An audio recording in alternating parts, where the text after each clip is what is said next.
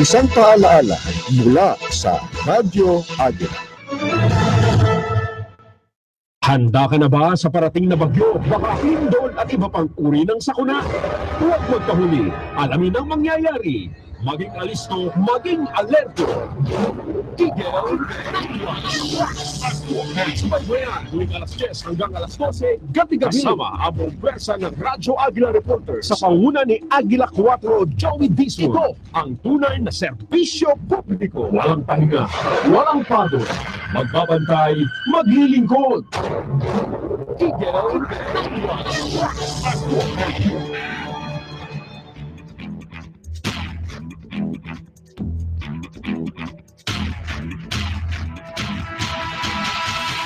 The Eagle Radio Broadcasting Corporation, in partnership with the Junior Chamber International Makati, presents the most awesome radio program to hit the airwaves. JCI Radio Philippines. JCI Radio Philippines. JCI Radio Philippines. And now your host, Ernest Hernandez. Good evening, everyone, and we welcome you to another awesome episode of JCI Radio Philippines, anything and everything about the Junior Chamber International, presented by JCI Makati. I am your host, Ernest Hernandez. A warm welcome to everyone listening to the radio sets everywhere in the Philippines. This is Diego Delpaz, also from JCI Makati. We are here every week to give you a taste of what the Junior Chamber International has to offer. JCI Radio Philippines may be heard over the following radio stations nationwide at DZEC 106.2 kHz in Mega Manila, DWIN 1080 kHz in Northern Luzon, DZEL 1260 kHz in Southern Luzon, DYFX 1332 kHz in Central Visayas, and DXED 1224 kHz in Southern Mindanao. You may catch our show via online live streaming at www.radioagila.am. JCI Radio Philippines is also streaming on YouTube. Just type in Radyo Agila Live on the search bar and watch your favorite Radyo Agila shows live and on demand. JCI Radio Philippines and Radyo Agila are proud members of the KBP, kapisanan ng mga broadcaster ng Pilipinas. Alright, we have an interesting topic here on JCI Radio Philippines. May I ask you, Diego, no? Meron ka bang Twitter? Yes, actually, I manage a couple of social networking websites. So it's nowadays it's a trend. It's a trend for everybody to have social networking accounts. So everyone now is connected through the internet. And also, meron ka bang mga Facebook? Ano ba yung mga social media activities na ginagawa mo? Siyempre, actually, we're trying out different mediums ng mga social networking websites. So mga Twitter, Facebook, Instagram.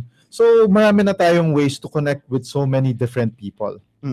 So, actually, ngayon kasi, sa panahon ngayon, sinasabi nila, it's all, may tri-media daw tayo. Tri-media? Oo. Yung tri-media na sinasabi nila is print, TV, and radio. Now, we are using, obviously, the radio here. Diba? But we also have our social media for JCI Radio and our other show, which is Sports on Air. Now, so ngayon, quad media na daw siya. Quad media. Nag-evolve na talagang media ngayon. So sa quad media, ang ano kasi sa quad media, sinasama na ang internet doon. Okay, so it is very important right now na sinabi nga ni Steve, na actually si Bill Gates ang nagsabi of Microsoft. If your business is not on the internet, then you're going out of business. Ganon katindi ang nag-evolve ka na. Yes, for the times. Ganon katindi ang prediction ni Bill Gates. This was back in 90s pa.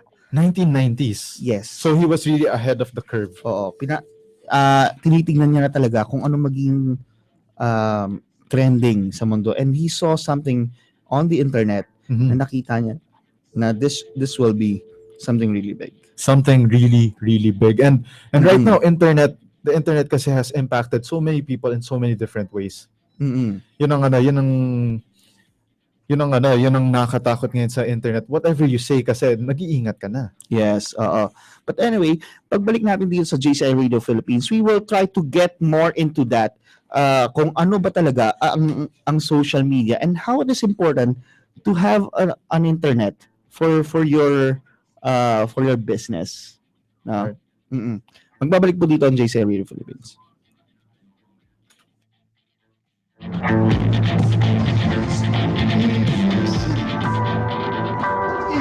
Broadcasting Corporation.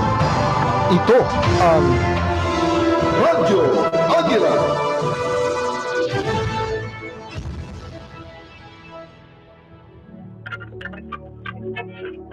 Marami sa mga kagamitang nakasaksak ay kumukonsumo ng mahigit sa 10% sa bill ng kuryente, dulot na rin ito ng naka-standby na appliances. Sa kabila ng safety features ng makabagong appliances, sa ngayon ay hindi pa rin mawawala ang posibilidad na mag-overheat at karaniwang sanhi na rin ito ng sunog. Iwasang i-overload ang mga saksakan at huwag gamitin ang mga sirang kordon. Tanggalin din sa saksakan ng mga appliances pagkatapos gamitin. Tiyakin ang kaligtasan ng buong pamilya. Umiwas sa sunog. Isang paalaala mula sa Radyo Agila. We're back on air with Ernest Hernandez on Jci Radio Philippines. And we are back here on JCI Radio Philippines, anything and everything about the Junior Chamber International presented by JCI Makati. I am still here, Diego de la Paz. Yes, and I'm also here, Ernest Hernandez, telling you about the importance of social media in your businesses.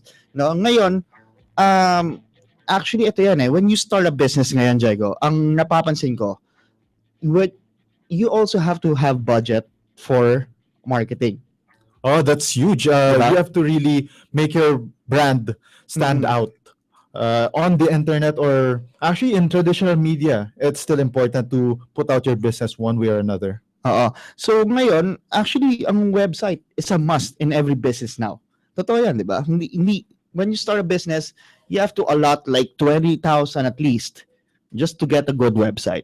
Yeah, that's right. Because actually, ang internet ngayon, it's very vital for businesses because so many people are now looking online when they take a look at businesses, or let's say they want a good referral for a business that could help out their own business. So, like ikaw, Diego, you handled a website before, no? Magkano bang ginastos niyo for the website? Ang startup ngayon kasi for a basic website would be around mga, let's say 5,000 pesos is good enough especially Anong year pa yan? that was around 2010. Oo. 2010, 2012, mga ganon. Actually, pero nga lang, that's still without yung mga extras na kailangan mo, a web developer and a web designer. Yun, so yun yung mga kailangan mong actually right now ang binabudget dyan actually 25,000 just for social networking. Yung yung ginagastos namin actually yan nga 25,000 dynamic na, no? Dynamic na yung website na pinag-uusapan natin dyan. And not just that, alam mo ba, this time around, na meron na tayo mga you actually pay for someone to handle your social media accounts. Alam mo ba yun? Oo nga, no? Yung mga managers, mga social media managers, yung magpo-post sila sa Twitter, Instagram, Facebook, sometimes Pinterest, or even LinkedIn. It's a huge must now. Oo. So, ang doon, yung nangyari kasi ngayon, sa social media, talagang minsan kasi sa sobrang dami, hindi mo na siya ma-manage. Oo, sa sobrang dami mong kailangan gawin. Meron kang LinkedIn, meron kang Facebook, meron kang Twitter, may meron kang Instagram ka. Oo. Ang hirap i-manage if you want to log into everything. Kaya nga sa smartphone mo, ano yung mga apps na kailangan na nandyan sa'yo? Actually, ito, buksan nga natin ang phone ko and makita ko kaagad. For communication, you've got Viber, you've got Facebook, Instagram, Twitter. Basics. Mga basics yan. And for some they extend all the way to LinkedIn and Pinterest, especially for those creatives. And yun nga, may mga key steps dyan kung paano i-handle yung yung pag-manage ng mga social media networks. Pero first off, let's go first sa isang listahan na nahanap ko sa Forbes.com. May list sila ng top 10 benefits of social media marketing. All right, but anyway, we'll check in kasi we have actually we have a special guest that will be calling now. Ang akin kasi doon, ito yung mga social media networks ko, no? I-dictate ko muna, no? I have Instagram. I have Facebook. Facebook is a must. Viber, no? Viber is a must for me. Yeah. Tapos aside from that, yung Facebook account ko, meron ding mga may mga pages ako mina-manage, 'di ba? Itong sa show natin, mina-manage din natin 'yan. And I also have Twitter, no? Ang isa pang inaano ko diyan, may LinkedIn ako. No? It is important to have a LinkedIn kasi kinakuha ko ng isang gig kanina because of LinkedIn. So, talagang the times right now, kailangan mo maging tech savvy sa social media. Yung iba natatakot kapag marami ng hinahandle, Facebook, Twitter, Instagram, no? Pero sa totoo lang dapat talaga ngayon you have to study everything, no? It is important. Yung iba kasi sinasabi pambata yan, Instagram, ganun. But it's not, no? If you want to manage a good business, you have to learn how social media works. Yes, and if you properly use social media, who knows where it will take you. Kasi actually nowadays, napapansin ko, kahit na over 40 na, they're already trying to learn how to use social media. Kasi nowadays, it's so important, especially in trying to communicate with others na long lost. So, kailangan talaga, when you start a business, not just a website, you need to have your Facebook page, you need to have your Twitter page, you need to have the Instagram page, no? Kung restaurant ka, ang kailangan mo yung mga Foursquare, yung mga ganon. Marami. Actually, sa sobrang wide ngayon na scope ng social networking, you don't know what's next. Kailangan mo i-register yung business mo yan nga, kung i-raise mo pa siya, kailangan mo i-register sa Waze yung negosyo mo. So that is how important social media is. And on the line right now, we have part of the CMC. We had her last week on Jci Radio. Miss Chenny Galano is on the line right now. Hello, Miss Chenny. Hello. Hi, kamusta na? Sa inyong lahat. Nagiging resident na ako dito, ha? Actually, yeah. Okay lang yun. Masarap ba ang kinain natin kanina? Oo.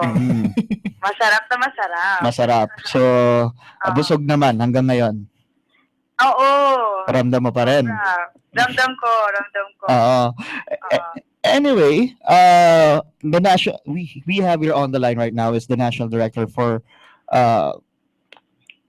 marketing for JCI, and may mga movement ang mga JCI on managing social medias. But first of all, we want to ask you, Miss Chenny, what is the importance of having a social media network right now at this age? Okay, magandang gabi po ulit sa inyo lahat. Okay, for CMC marketing kasi, di ba, as we have discussed last week, meron tayong branch that's totally or specifically focused on social media. It's being handled by Deputy Director Nina Castillo of JCI Kainta. Kainta, yes. Okay. On my end kasi, specifically for myself, no, I think it's just proper or it's just vital that we have social media kasi unang-una, nasa computer age kasi tayo. Totoo yan. Yeah, so it's very vital because a lot of our for example, announcements, or we want to advertise something, we want to share it to the public, pinadaan natin sa social media. So, kasi we believe that dahil siguro, I wouldn't know the statistics, pero malaking porsyento kasi ng araw-araw natin, especially when we are at work, or, pag-gising nga natin sa umaga, di ba, unang-unang titignan mo, cellphone. Yeah, actually. Nakatapat diba? ka agad. Mas nauna pa yun kaysa yung mag-toothbrush ka. Oo, di ba? So, yung connectivity ng tao kasi, is already there. So, when we cascade information, nag-advertise ka, madali mo silang nare-reach ka agad. That's why it's very important that you make use of this available social media. So, I think as an organization, it's very powerful. Diba? To the point na minsan, mishandled din ang paggamit. So, I wanna ask you, personally, no? Ilan ba ang social media accounts mo na hinahawakan? Personally? Personally, okay, I have, of course, pwede ko bang banggitin yung mga... Oo naman. Yeah. Okay, sige. Go ahead. I have Facebook, may Twitter ako, may Instagram ako. Dati, meron akong MySpace, pero hindi ko na... Buhay pa ba yun? May Friendster din ako dati. May Friendster din ako dati. Hindi mo ako ginawa ng testimonial. Ay, sorry Oo. pero, yeah, when Facebook was born, medyo nakalimutan ko na yung dalawa. Ako sa, May multiply ka dati. Multiply, meron. Di ba? Nawala na multiply ko. Wala na rin eh. Nagbago na kasi sila ng concept. Nagbago na yung mga yan eh. Pero, ang pinakamatagal ko kasi right now is really Facebook. Sino bang hindi yan ang pinakamatagal? So, those are the three social media that I have. I've been maintaining since I've been very involved in social media. Wala ka bang Pinterest, ganon? Pinterest, okay. Actually, LinkedIn.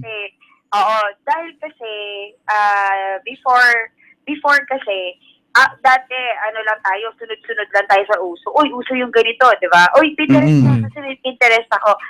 Pero nung napapansin ko na nahihirapan ako mag-manage ng maraming accounts, tinigilan ko na, no matter how interesting it is. Tinitingnan ko lang how it works, pero hindi na ako nag-create ng account talaga. Yun. So, steady na. Steady na with the current... Mine-maintain ko na lang yung tatlo. Wala ka pang YouTube page, gano'n? Wala akong YouTube page. Bakit bibisitahin mo pag meron? Wala lang. Gusto ko lang makita kung ano mga pinapost mong video. Baka nagda-dub smash. Hindi ako nagda-dub smash eh. Pero you know what? The beauty of the social media right now, kasi pwede kang mag-share, di ba? Yes, So sometimes, I like surfing. So, surfing water? Hindi, the internet, syempre.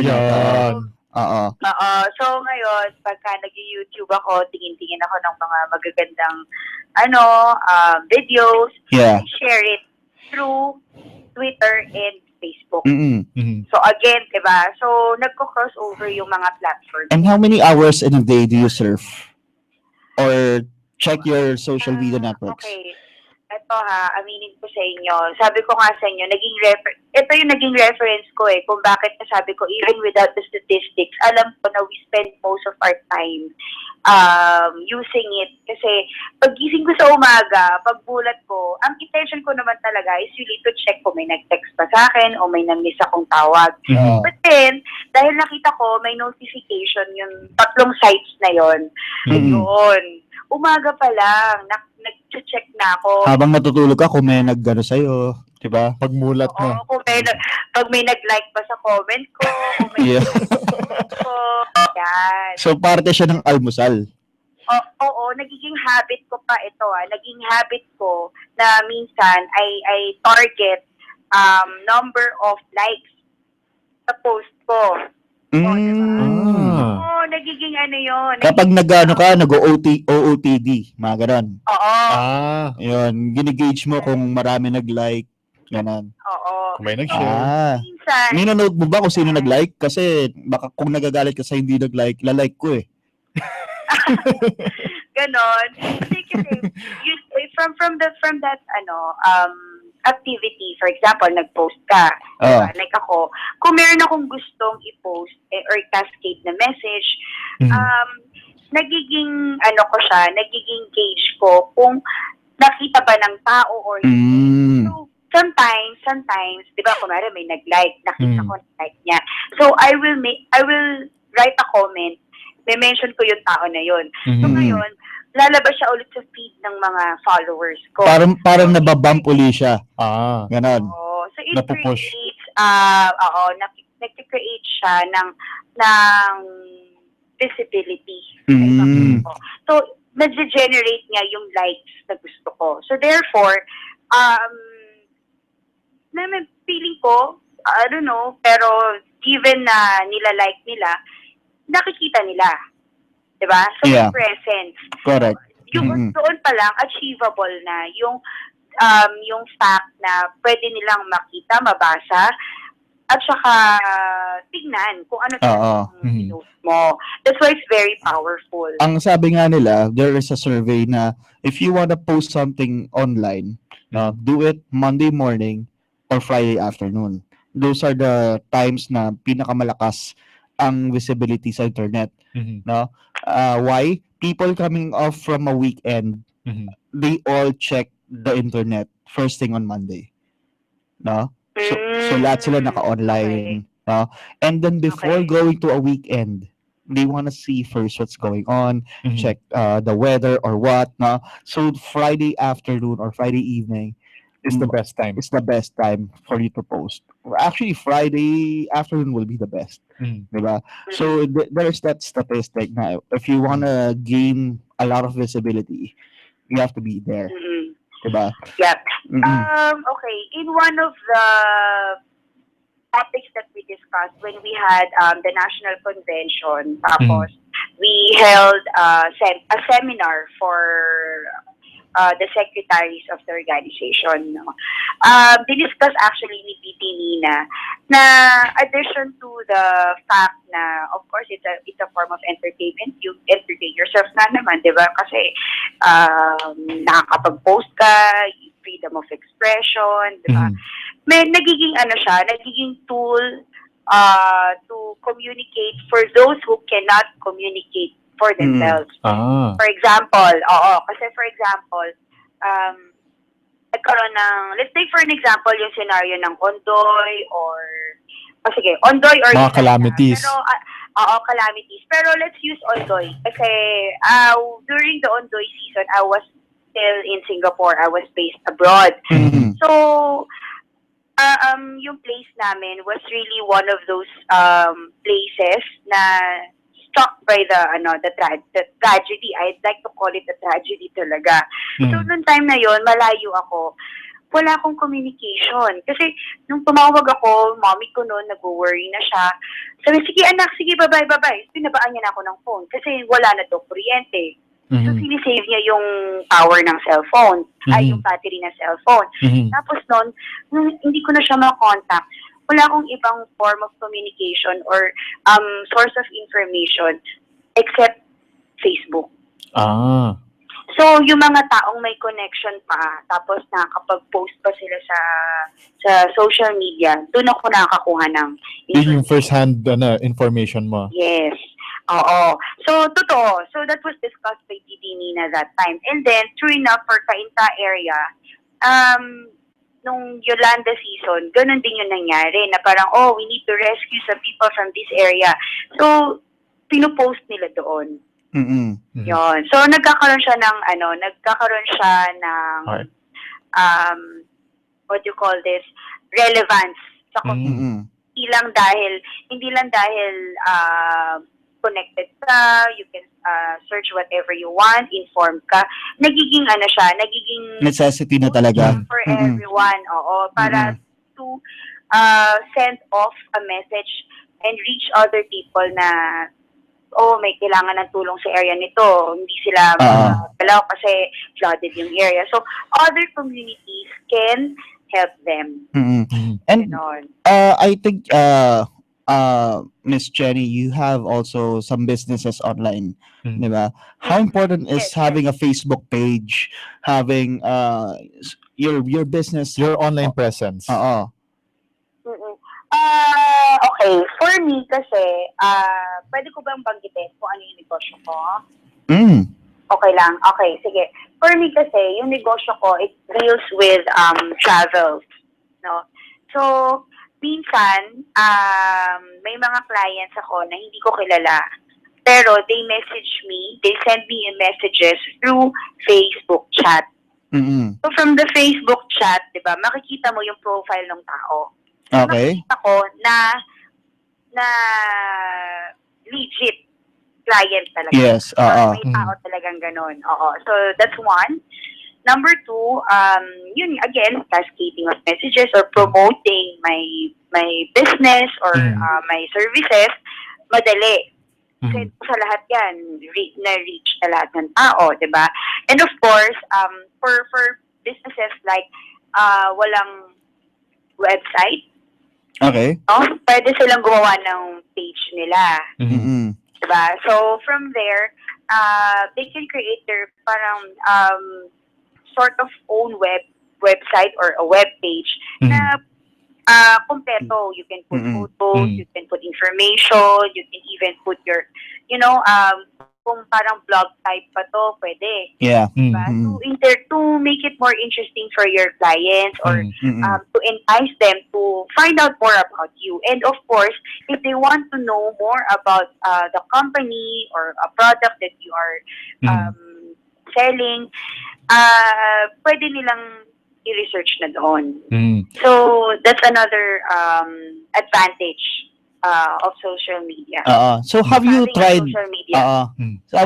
so since business, mga calamities, have you tried online dating naman? Hindi ko na-try yan. Kasi nga, Are you willing? ito, may nag-invite sa akin. Niya, uy, are you using, alam mo ba yung dating site na, Tinder? Noong una, ano ba yung Tinder na yan? Lagi ko na-experience. So ngayon, nagtanong ako sa isang user. Okay? So, sabi niya, it's like this. Ganito. In-explain niya, pag gusto mo yung picture, pwede mong i-like. Or pag ayaw mo, swipe. The right. Ganon. Okay. May success ka naman nakuha. Hindi ako nag-create ng account eh. Hindi mo trinay. So, nakiswipe ka lang. Ganon. Nakiswipe lang ako. Gusto ko lang ma-experience how the dynamics of the social media account were. Pero, you mentioned about yung mga ganyang sites. May mga user din talaga and they find it beneficial. Okay. So, not for anything. Alam mo yun, it can be a source of entertainment na naman kasi, di ba? Or, wala lang, dahil it serves its purpose na you wanna find a date, why not? Pwede rin, di ba? So, yun, those are the importance. And actually, we know the power of social media. So, meron ka bang guidelines before posting anything? Personally, meron ka bang guidelines? Personally, okay. Ako kasi, kapag galit ka ba sa kapwa mo, nagpa-post ka? Magkukwento ako, ganito. Before kasi, expressive ako, pag galit ako, sasabihin ko, ganyan. Pero along the way, marami ako natutunan. Kasi before, wala pang guidelines kasi everyone is new to Facebook, di ba? Yes, correct. When you have a wall, you can post anything, di ba? So, when cyberbullying happened, in the past. So, nagkaroon na tayo ng mga guidelines. And, of course, when I joined JCI, all the more, when I learned about ambassadorship, okay, through social media,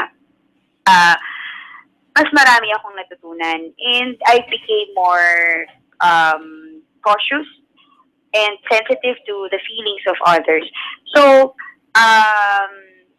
natutunan ko to sa national president natin. Hi, NP Mark Brian Lim. Hi. Hi. Oo. Sinabi niya in one of the seminars, one of the trainings he gave to JCI members, sabi niya, i-check nyo. Sabi niya, kahit i-check nyo yung Facebook page ko, wala kayong makikita na anything that is negative.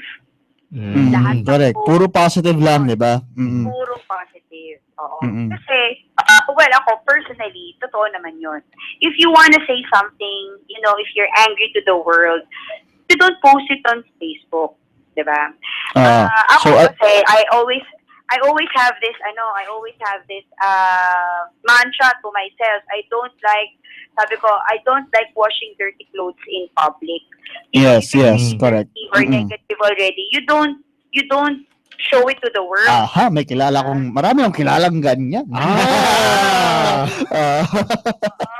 So, you don't show it to the world. Yes. So, if you want something, if you want to express something, or you want to make amends, or if you want something to be, you want to repair a relationship, or you want to make things better with somebody else, you do it privately, I think. Correct. Diba? Or parang mas okay. Ang dami pa mga nakikiusyoso sa topic, diba? Sa buhay na iba, even. Yeah, the more kasi na you create that kind of ambience in the social media, maraming nakikisali, and maraming the more na maraming nakikisali, mas lalong nagiging magulo. Diba? Why not kausapin mo na lang yung tao, kayong dalawa mag-usap, mas magiging maayos. Correct, no? So yun, from that end, that's what I try to remind myself all the time. Kahit minsan galit na ako, alam mo yung parang feeling ko, gusto ko lang, I just wanna let it out. I always try not to, post something negative. Siguro I will say something about it, pero medyo yung mga traffic okay lang. Ganon. Okay Just lang to yan. tell people na may traffic. Diba? It's traffic there. It's only in the Philippines, pero totoo naman. Pero like parang you show to the world in a good light. Wag yes. The silver lining na sinasabi nila. Silver lining, that's right. Ba't nga ba silver? Kumikinang siguro. Okay. Yan. Magaling. Matalinong bata. Diba? Oo naman, diba? Totoo naman.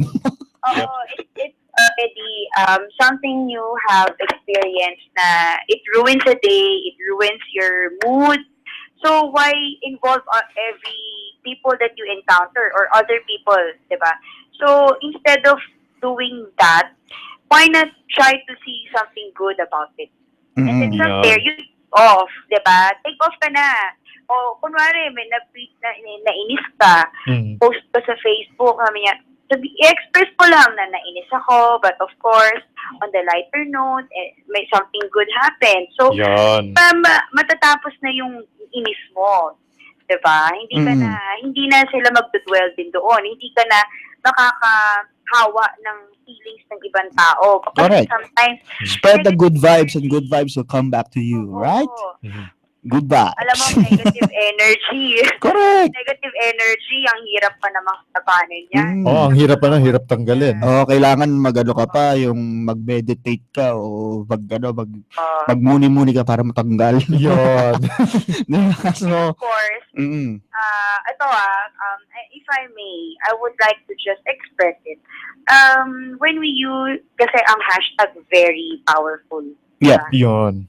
Diba, ang hashtag? Kasi it creates a community of those who can relate to that. Diba? Hashtag. Yes. So, okay.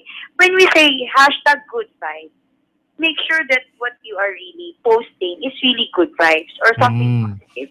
Hindi yung kinokontra mo yung hashtag. Parang nilabas mo na yung sama na loob mo, tas hashtag good vibes. Diba? Yes. Why do I wanna express this? Kasi it's reflective of yourself. Again, it shows what kind of character that you have or how you handle a situation. Lagi nating tatandaan na when whatever we say, whatever we do, diba? More than the message, more than what we impart to people based on the situation or that particular scenario, it's also a reflection kung ano bang along the way, anong klaseng tao tayo when we deal with these things, diba? When we deal with this situation, naging anong klaseng tao ba tayo? Wow, on point. I think that's what's more important kung magpo-post tayo. Isipin natin mabuti, maraming beses, bago natin i-click yung post. I think we have to think about it not just once, not just twice, 100 times. 100 times. 100 times. But if you don't have time in a day, mga 3 times. Hypothetically lang. Pero yeah, you have to think more than once. Correct. Mo, di ba, ikaw, na-experience mo ba, parang insta-insta na tinatype mo dahil so sobrang haba ng tinype mo, i-review mo kung tama ba yung grammar mo, tama ba. So many things. And then you will realize, wag na lang, burahin ko na lang kasi ang pangit pala nung nasabi ko. Ako, I admit, it happens sometimes. Sa akin yun. So, binubura ko na lang, wag na lang. And then maghahanap na lang ako ng something good to say for the day. Then that's it. Hindi na ako magsasalita sa social media. But anyway, thank you very much, Miss Jenny. And again, we appreciate you taking time with us here on Jci Radio Philippines and having your very cool insights, positive insights. And some of them talaga hitting close to home. Nakaka-relate. So, thank you again for having me, Sayang. Kaunti lang yung oras. So, ang tagal na pala natin magkausap. Oo nga nasa kabilang linya si Nina, no? So, medyo, but anyway. Sure. Yes, but anyway, we thank you very much. No? Thank you. And again, no, siguro kwento mo ako ng konting spoiler sa papanoorin mong CD mamaya. Sige, sure. Sige. Alright. So, thank you very much, Miss Jenny Galano from JCI Manilena on the line right now. Thank you. Anyway, magbabalik tayo dito sa JCI Radio Philippines, and once we come back here on our program, we will have the Deputy Director for the Committee for Media and Communications. Sa pagbabalik yan dito sa JCI Radio Philippines. EBC Eagle Broadcasting Corporation. Ito ang Radyo Agila.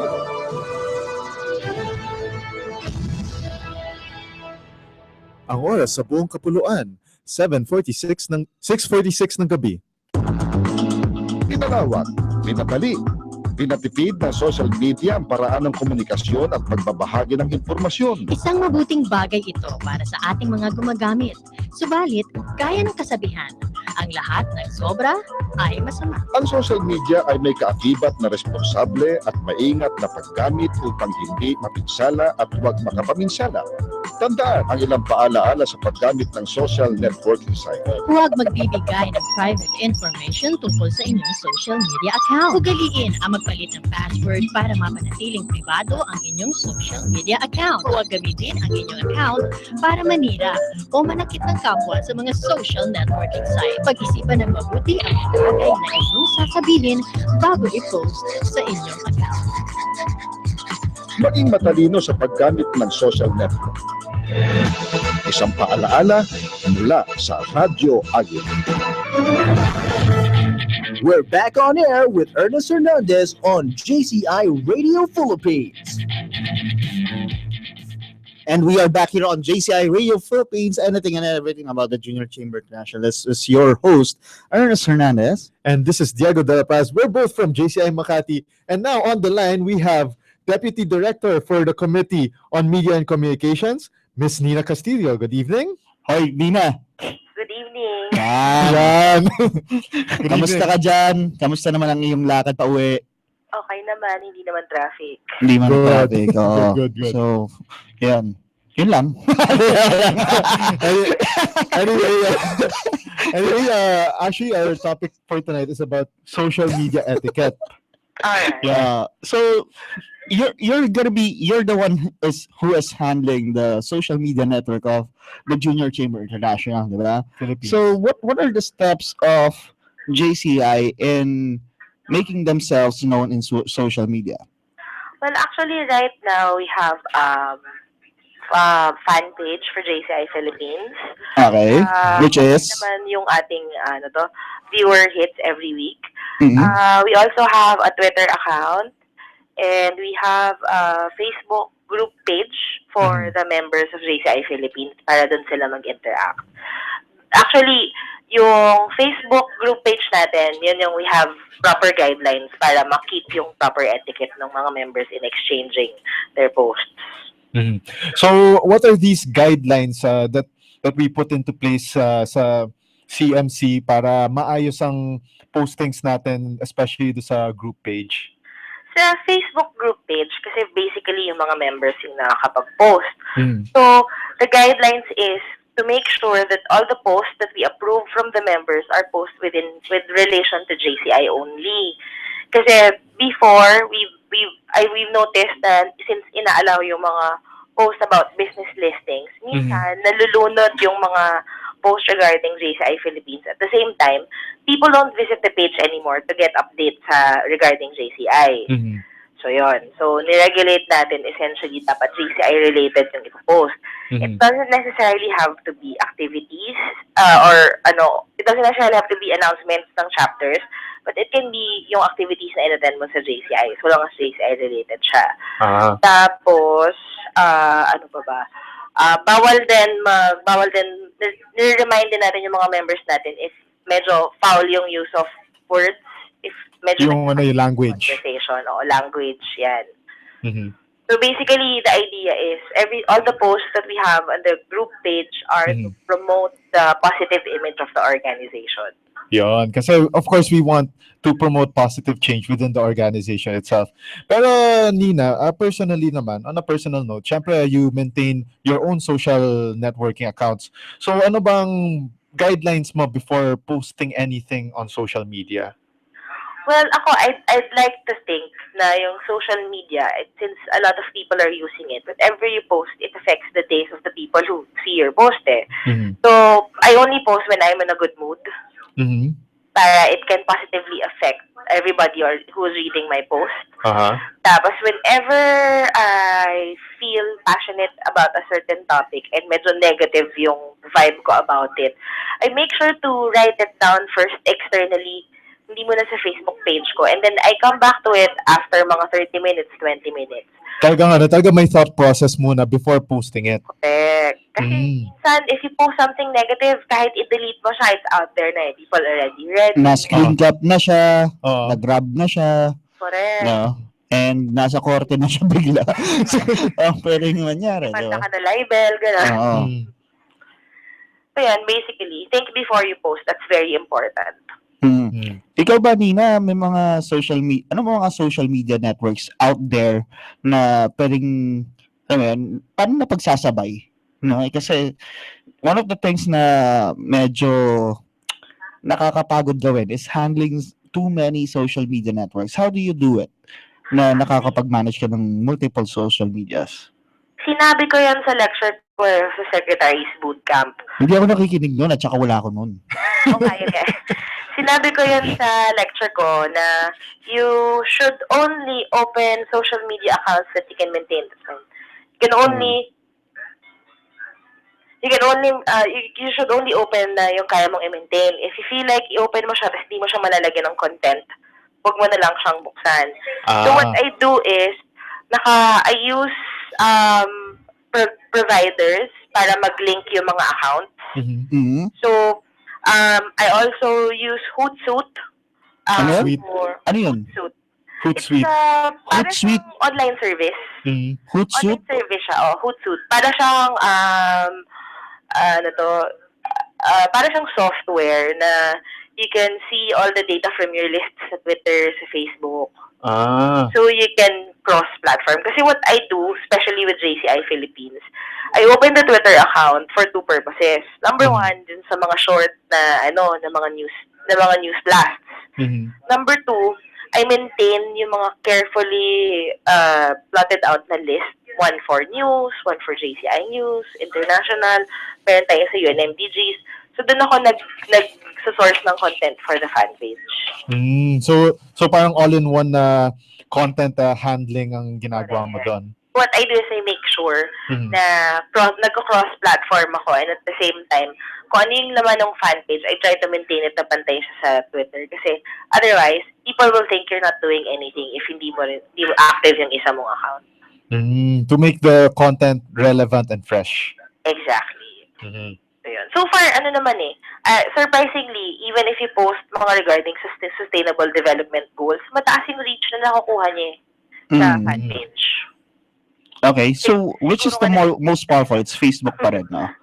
Facebook pa rin kasi... You have a top 5 in mind na most powerful social media networks na ginagamit. In the Philippines, kasi number one pa rin Facebook. So, you have Facebook and then Twitter. Sa ating lumakas ang ALDAB. Correct. Yung YouTube as well. Even if may iba ng video platforms, kasi YouTube pa rin is the most searched video platform. Parang Dubsmash. Oo. May Dubsmash ka ba? Dubsmash.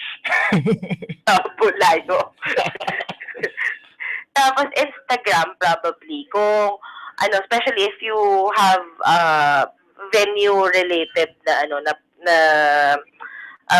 business na nililink sa kanya. Apat pa lang yun. Kasi sa Philippines, hindi naman ginagamit yung Google Plus at saka Pinterest. Sa States, Instagram gumagamit ka? Instagram, but I didn't open one for JCI Philippines kasi mas personal yung nung Instagram eh. You would need, probably sabi ko kay NSG nun, if you wanted to open an Instagram, probably NSG JCI Philippines para alam nila kung kaninong voice nang gagaling. May tanong ako regarding that, no? Kung ang gram ay katumbas ng isang bigat, ano yung Instagram? Hindi ko rin alam. Yun yung mabilis na bigat. Yung nalaglag sa'yo. Mabilis na bigat. Yung biglang may bigat. Ganon. Okay. Sige. I'm learning from you. But anyway, Nina, no, since we only have a few minutes left, no, ano ba yung mga social media networks na hinahandle mo now for JCI? And ano sila para madalaw ng ating mga nakikinig na listeners? For JCI, you can search us on Twitter. It's at JCIP_official. Okay, it's JCIP_official. Official. Para alam mong yun yung official account ng JCI Philippines. Kasi meron din isa pang JCI Philippines na hindi na namin ma-access from before. From a long time ago. Tapos sa Facebook, you can search JCI Philippines. Meron tayong fan page for that. Yan. Yun. Okay. So, Twitter and Facebook pa lang?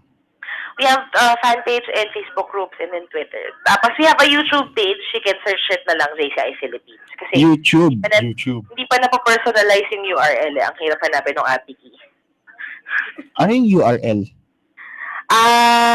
Kasi www.youtube.com/JCI, normally yung JCIP, hindi pa natin mahanap yung settings para ma-personalize yun eh. So, yung website address mismo. Oo. At tagal ko nang hinahanap, di ko pa ma-personalize eh. Parang yung address niya, parang A- gano'n. Mahaba-habang pangalan ng channel. So if you search JCI Philippines, malalabas dun sa channels, you'll be able to find it. Okay. So anyway, Nina, since na medyo kapos na tayo sa oras dito sa Jci Radio Philippines, nagpapasalamat kami at ikay nagbigay ng oras, no? At pinaunlakan mo kami ng interview ng isang masigabong interview Oo. na malaman at informative. Lasang burger.